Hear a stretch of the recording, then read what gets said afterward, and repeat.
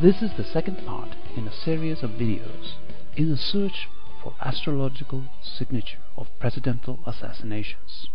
We will be using a lot of terminology from Indian astrology here, which is unavoidable. If you want an in-depth explanation of each word used here, check out our tutorials. We dealt with Abraham Lincoln's death in the last part, and now we will discuss the shooting of James Garfield, the 20th President of the United States. Garfield was born on November 19, 1831 in Orange Township, Ohio, at 2 a.m. in the morning. Notice that the ruler of the 8th house is Mars, and Mars is aspecting the 8th house fully.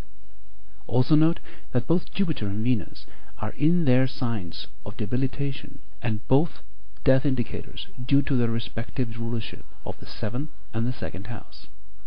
When Garfield was assassinated, he was in fact running the Vimshottari Dasha of these two death indicators, Jupiter and Venus.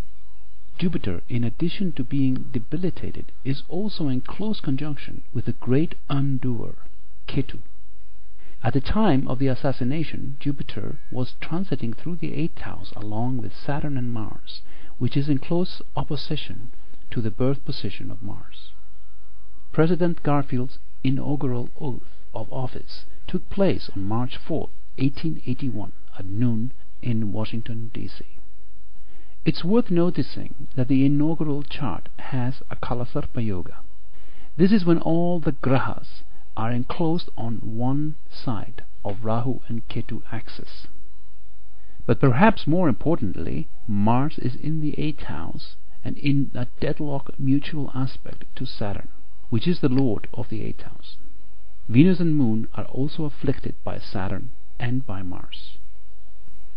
In the Vimshottari Dasha condensed to 4 years, which is the length of the presidential term, the period during his assassination was Venus, Saturn, both aspected by violent Mars. The assassination took place on July 2, 1881 at 9:30 a.m. in a railway station in Washington, D.C. The horoscope at the time has Moon rising in the 1st house in a death or Mrityubhag degree. Notice that Mars and Saturn, which are in mutual aspect in the inaugural chart, are now in close conjunction with the 8th ruler. The next part in this series will discuss the assassination of William McKinley, the 25th President of the United States.